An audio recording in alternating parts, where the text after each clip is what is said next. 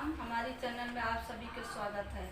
एक मैं सोहर गीत गा रही हूँ। मुझे उम्मीद है कि आप सभी को मेरे सोहर गीत पसंद आएगी, तो लाइक करिएगा, शेयर करिएगा, सब्सक्राइब करिएगा, कमेंट में ज़रूर बताइएगा कि कैसा लगा हमारा सोहर गीत।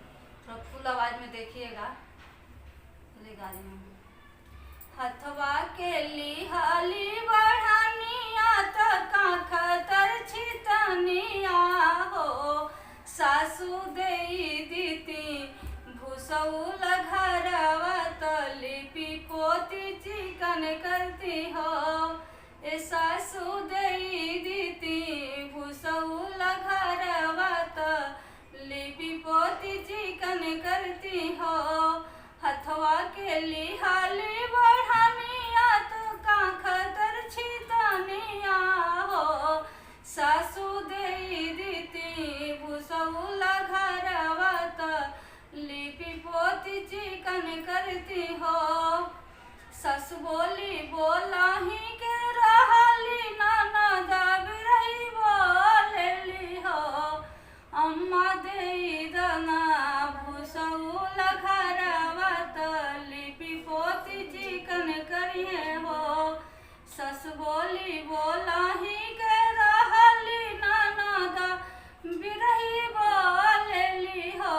अम्मा देई गाला भूसौल घरवा लिपि पोती चिकन करिए हो।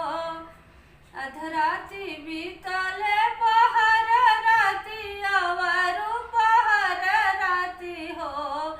ललना होत भिनु सारे बबुआ भइले महलिया उठे सोहर हो। ललना होत भिनु सारे बबुआ भइले महलिया उठे सोहर हो। सासू जे आवेली गावत ननदो बजावती हो। ललना गोतिनिया वेली रिसियाइली दुश्मन जनम लिहले हो।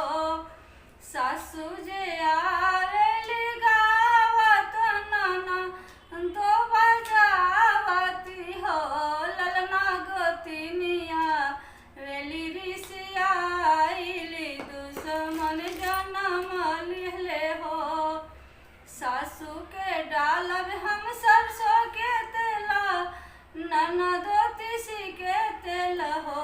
ललना गोतिनी के डालब हम फूलेला तेल हम गोतिन पाई जी हो।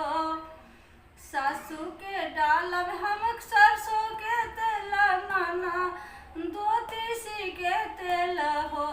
ललना गोतिनी के डालब हम ललना गोतिनी के डालब हम सरसों के तेल हम गोतिन पाई जी हो।